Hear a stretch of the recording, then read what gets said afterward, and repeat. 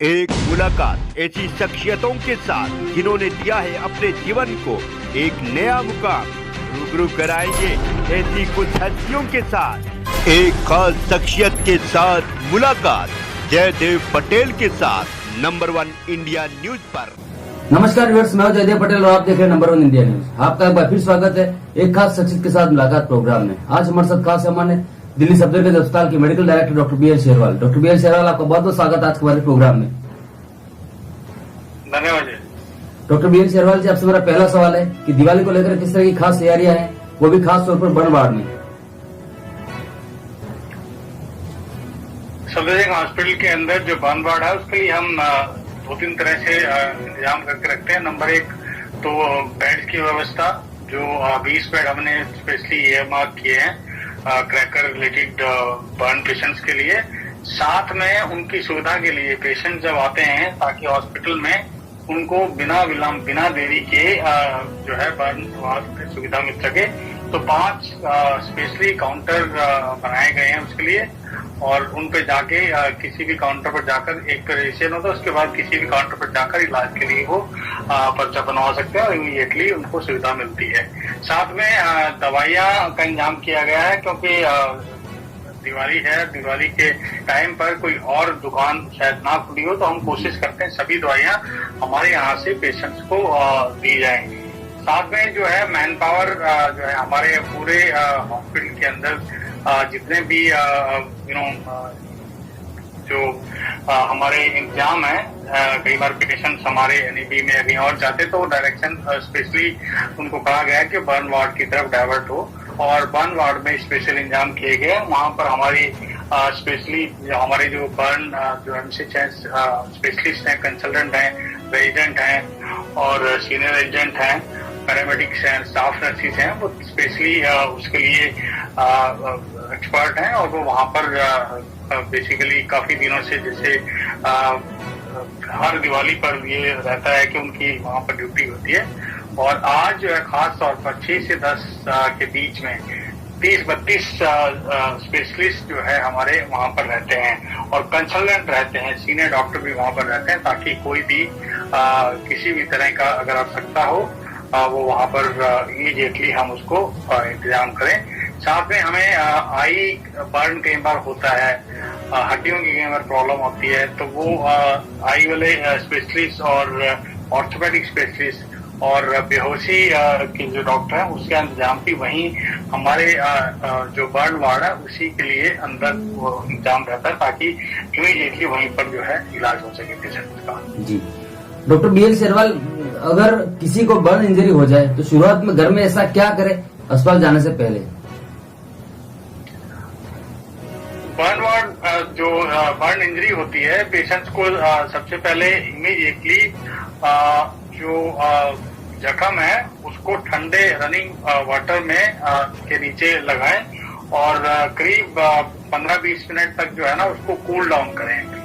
तो वो बहुत जरूरी है कि जब भी पेशेंट्स अगर इंजरी होती है तो इमीडिएटली पेरेंट्स या फ्रेंड्स या रिलेटिव्स को ये ध्यान रखना चाहिए कुछ और मतलब या कुछ और ना लगाए, पहले उसको कूल डाउन करें, पहले उसको ठंडा करें। और अच्छा रहेगा कि ठंडे पानी के नीचे अगर वो 15-20 मिनट तक उसको रखें, वो इमीडिएटली करें। और उसके बाद कोई अगर साफ सुथरी पन्नी या पॉलीथीन की शीट मिल जाए वो उस पर ढक दें, कोई गंदा कपड़ा या कोई और चीजें ना लगाएं। और उसके बाद इमीडिएटली नियर बाई हॉस्पिटल में, अगर दिल्ली में अगर हैं तो बहुत सारे हॉस्पिटल हैं, लेकिन अगर हमारे सफदरजंग हॉस्पिटल तो 24/7 हम अवेलेबल है, तो वहां पर जितनी जल्दी हो सकता है वो पेशेंट्स को वहां पर पहुंचाएं।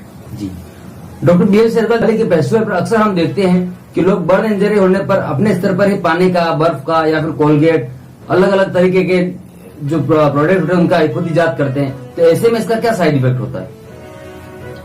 एक्चुअली मैं देखिए, मैं हमेशा ये कहते हैं जब भी कोई देसी इलाज के लिए कई बार कहते हैं कि ये लगा लीजिए वो लगा लीजिए, उसके कारण क्या होता है कि तो नुकसान हो सकता है कि बर्न इंजरी उल्टा बढ़ सकती है। साथ में कई बार जब हॉस्पिटल में आते हैं तो हमारे डॉक्टरों को वो एग्जामिन करने में प्रॉब्लम होती है और कितने डीप बर्न है ये करना संभव नहीं होता।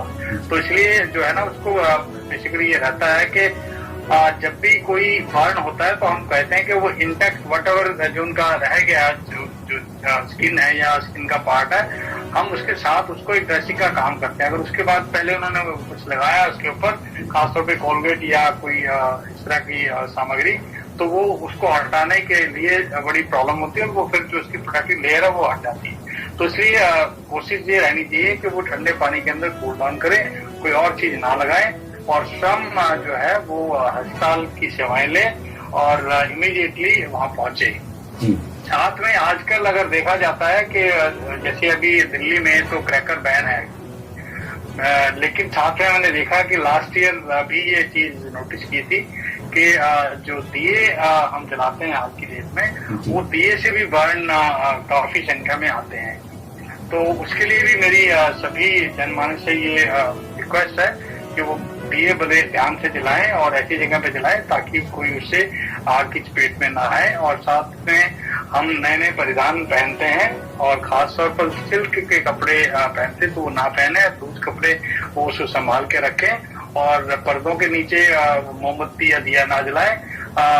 खास तौर पर साड़ी का पल्लू लेडीज जो है हमारी बहनें हैं वो ध्यान से रखें, संभाल के रखें, तो ताकि इस तरह के जो चीजें हैं वो उनसे बचा जा सके। जी डॉक्टर BL सहगल, आपसे मेरा क्लोजिंग क्वेश्चन है कि बीते कुछ सालों की अगर हम बात करें तो दिवाली के दिन बर्न इंजरी केसेस लगभग नंबर ऑफ केसेस कितने आए हैं? Last year number of cases हमारे पास कोई 87 केसेस आए थे, जिसमें 20-22 केसेस दिए से थे, बाकी क्रैकर के थे। ये इसलिए था क्योंकि पिछले साल कोविड के कारण दिवाली काफी कम लोगों ने मनाई थी, तो मतलब कहूँगा, और उससे पहले कोई 50 से 55 केसेस आए थे। लेकिन 2019 में अगर देखा जाए तो कोई 187 केसेस रिपोर्ट किए थे। तो इस बार हम यही प्रयास करेंगे कि लोगों में जागरूकता बढ़े और इसीलिए हमने अपने लगातार हम लोग जागरूकता कार्यक्रम हमने किया है हमारे ओपीडी एरिया में भी और एक दो जगह और, ताकि लोगों को, जितने लोगों तक हम ये मैसेज पहुंचा पाए कि जब पहली बात तो पटाखा दिल्ली में बैन है, वो नहीं चलाना है और अगर दिया भी जलाना वो भी ध्यान से जलाना है और कोशिश करनी है कि हमें शांति प्रिय प्यार से हर्षोल्लास से दिवाली मनानी। जी डॉक्टर BL सहगल, आप नंबर की समय निकाला, उसके लिए आपका बहुत बहुत धन्यवाद। Thank you.